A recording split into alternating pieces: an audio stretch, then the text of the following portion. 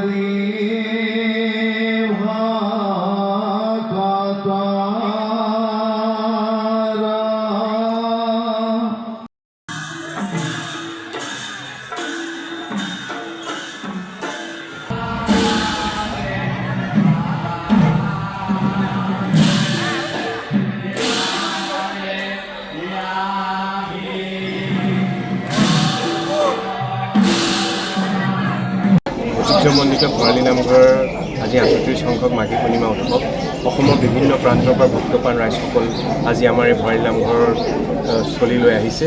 আমি অসমৰ বিভিন্ন প্ৰান্তৰ পৰা অহা ৰাইজক কেনেধৰণে তেওঁলোকক আতিথ্য কৰিব পাৰোঁ তাৰ কাৰণে এতিয়া ইতিমধ্যে সম্পূৰ্ণ প্ৰস্তুতি হৈ গৈছে।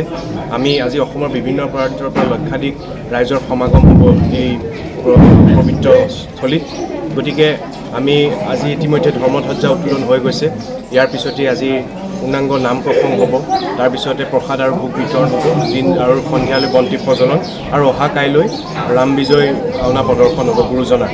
গতিকে সমূহ ৰাইজৰ আমি আশীৰ্বাদ বিচাৰিছোঁ আৰু আজি অসমৰ বিভিন্ন প্ৰান্তৰ পৰা অহা এই সমূহ ৰাইজৰ যাতে আমি সম্পূৰ্ণৰূপে সুন্দৰকৈ আতিথ্য কৰিব পাৰোঁ তাৰ কাৰণে সম্পূৰ্ণ প্ৰস্তুতি আমি ইতিমধ্যে গ্ৰহণ কৰিছোঁ। কিমানমান ভক্ত আগমন হ'ব? বৰ্তমান লক্ষাধিক ভক্তৰ সমাগম হ'ব।